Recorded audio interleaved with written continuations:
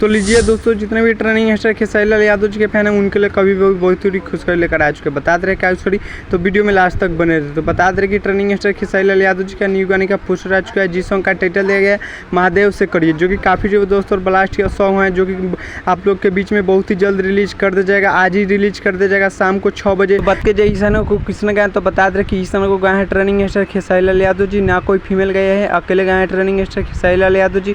तो बात की जाए इस गाने का लिरिक्स किसने दिया, तो बता दे कि इस गाने के लिरिक्स दिए हैं जेडी सिंह, और बात की जाए म्यूजिक का तो म्यूजिक दिया है विशाल भारती। तो आप लोग समझ सकते हैं कितना भक्ति और ब्लास्ट सॉन्ग होने वाला है ट्रेनिंग मास्टर खेसारी लाल यादव जी का भक्ति सॉन्ग। और बता दें कि खेसारी डिमोशनल के यूट्यूब चैनल से आज ही रिलीज कर दिया जाएगा शाम को 6 बजे।